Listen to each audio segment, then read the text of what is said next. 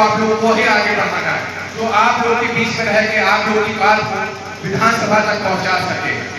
इसी तरह जिस तरह आप लोग आज आए हैं इस कड़की धूप में, मुझे नहीं लगता कि कोई लालच बस आए हैं। आप लोग आए हैं अपने बेटे के लिए, आए हैं अपने भाई के लिए आए हैं। पता है हम लोग भी मेहनत करने का और आत्मबल बढ़ रहा है कि हम लोग और मेहनत करें और लोगों के बीच में जाएं और कड़ी मेहनत करके इस विधानसभा को जीतें। आप लोग अब लक्ष्य बना लीजिए कि हर महिला, हर माता बहनें अपने परिवार के लोगों को छोड़े, आस पड़ोस के लोगों को छोड़े, ज्यादा लोगों को छोड़े, एक लक्ष्य बना के चलिए कि विधानसभा ये कार्यक्रम रखा गया है।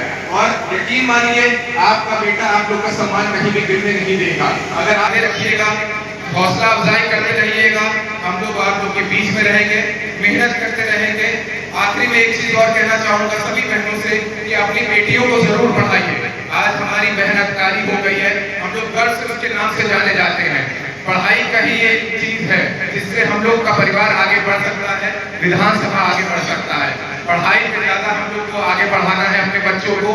एक रोटी कम खाएं मगर शिक्षित जरूर बनाए अपने परिवार को। इससे हमारा परिवार और हमारी विधानसभा, हमारा समुदाय, हमारा देश आगे बढ़ सकता है।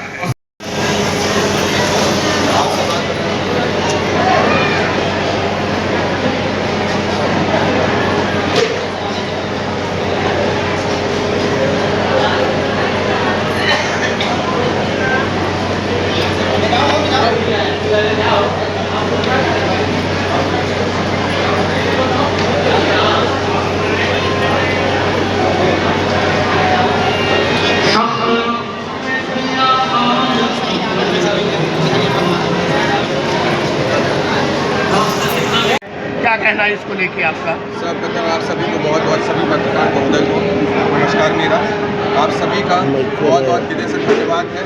और आप लोग जिस गर्मी में आए हैं इस कार्यक्रम के लिए, नारी सम्मान का कार्यक्रम रखा गया था। जैसे कि हम लोग सभी जानते हैं कि पुरुष प्रधान देश भारतवर्ष में हमेशा से नारियां दबाई गई हैं। इसीलिए मेरा एक प्रयास है छोटा सा कि अपनी विधानसभा की महिलाओं को हम लोग आगे बढ़ चढ़ कर लेके आएँ और उनकी सहभागिता आगे हो और उन लोग का भी हम लोग आगे ले जाकर सम्मान करना चाहते हैं। और जिस तरह से हम लोग राजनीति में पुरुष प्रधान देश में आगे बढ़ रहे हैं पुरुषों के, वैसे ही महिलाएं भी राजनीति में आगे बढ़ें और शिक्षा के तौर पे आगे बढ़ें। यही मेरा सब महिलाओं को क्यों सम्मान करना चाहते हैं?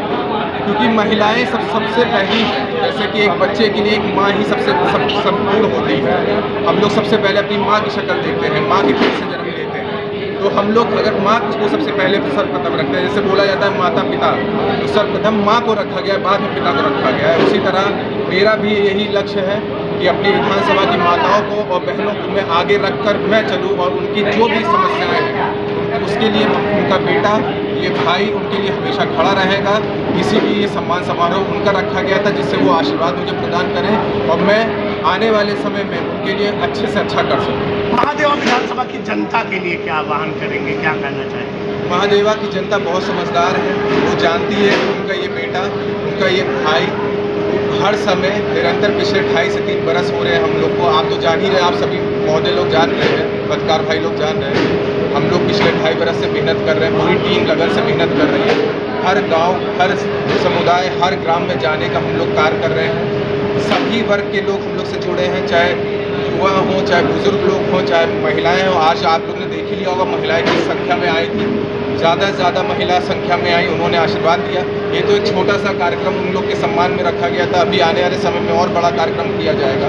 बस यही है कि महादेवा की जनता जिस तरह से आशीर्वाद दे रही है, हम लोग का मनोबल बढ़ा रही है, हम लोग को भी मज़ा आता है कार्य करने में। आप सभी लोग जानते हैं कि आप लोग के आशीर्वाद से ही आज यहाँ तक मैं पहुँचा हूँ। किसी ठेकेदार का हाथ नहीं है, हम लोग ने आप लोग के आशीर्वाद से मेहनत करके यहाँ तक पहुँचे हैं। इसी तरह निरंतर आप सभी महादेवा की जनता से आग्रह है, आशीर्वाद बनाए रखिएगा। हम लोग आपकी खड़े उतरेंगे, हम लोग जितना भी हो सकता है, हम लोग का प्राण भी जाना पड़े, हम लोग आप लोग के लिए खड़े रहेंगे। एक चीज़ और कहना चाहूँगा, मैं न्याय के लिए लड़ रहा हूँ, मैं शिक्षा के लिए लड़ रहा हूँ। शिक्षित इंसान को चुनिए, ये आप लोग की जिम्मेदारी है। हम लोग रहे ना रहे, आने वाली पीढ़ियां कम से कम हम लोग को ये कह सके कि हमारे बाप दादा जो भी थे उन्होंने शिक्षित आदमी को चुना, शिक्षा के लिए चुना और कानून की रक्षा के लिए चुना गया। अंत में आप सभी महोदय लोग का